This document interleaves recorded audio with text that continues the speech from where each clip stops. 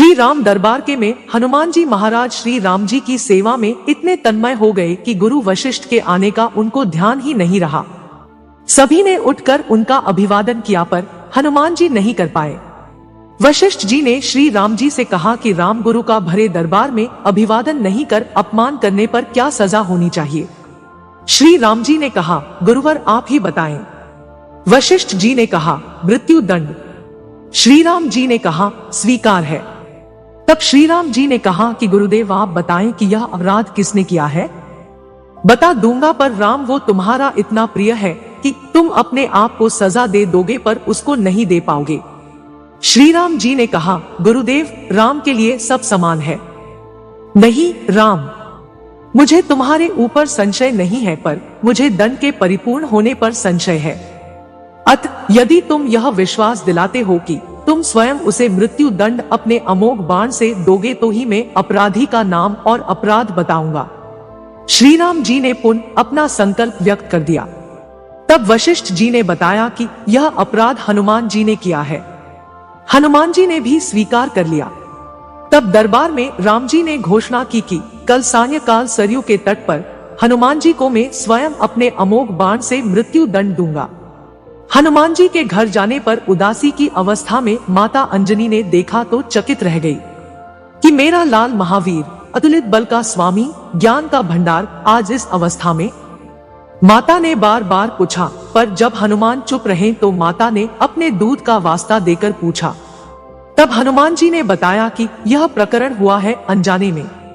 माता, आप जानती हैं कि हनुमान को संपूर्ण ब्रह्मांड में कोई नहीं मार सकता पर भगवान श्री राम के अमोघ बाण से भी कोई नहीं बच सकता। तब माता ने कहा कि हनुमान, मैंने भगवान शंकर से राम नाम मंत्र प्राप्त किया था और तुम्हें भी जन्म के साथ ही यह नाम घुटी में पिलाया, जिसके प्रताप से तुमने बचपन में ही सूर्य को फल समझ मुख में ले लिया था। उस राम नाम के होते हुए हनुमान कोई भी तुम्हारा बाल भी बांका नहीं कर सकता, चाहे वो राम स्वयं भी हो। राम नाम की शक्ति के सामने राम की शक्ति और राम के अमोघ शक्तिबान की शक्तियां महत्वहीन हो जाएगी। जाओ मेरे लाल, अभी से सरयू के तट पर जाकर राम नाम का उच्चारण करना आरंभ कर दो। माता के चरण छूकर हनुमान जी सरयू किनारे राम राम राम राम रटने लगे। सायंकाल राम अपने संपूर्ण दरबार सहित सरयू तट आए। सबको कुतूहल था कि क्या राम हनुमान को सजा देंगे।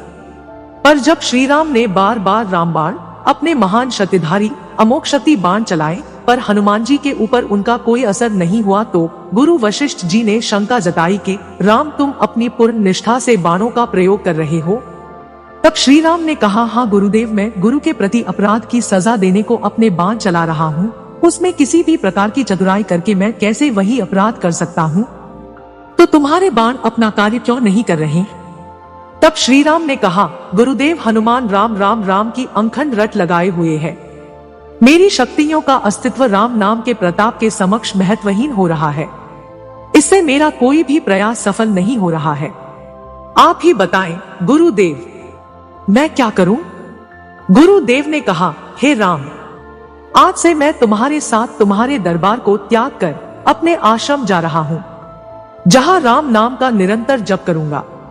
जाते जाते गुरुदेव वशिष्ठ जी ने घोषणा की कि हे राम, मैं जानकर मानकर यह घोषणा कर रहा हूं कि स्वयं राम से राम का नाम बड़ा है।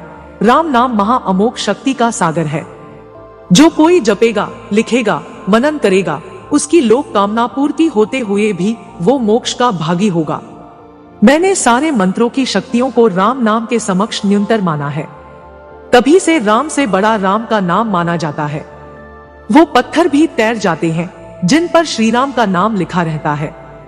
दोस्तों, आप भी श्री राम के भक्त हैं तो वीडियो को लाइक करके कमेंट में जय श्री राम जरूर लिखिए और हमारे चैनल को सब्सक्राइब भी कीजिए।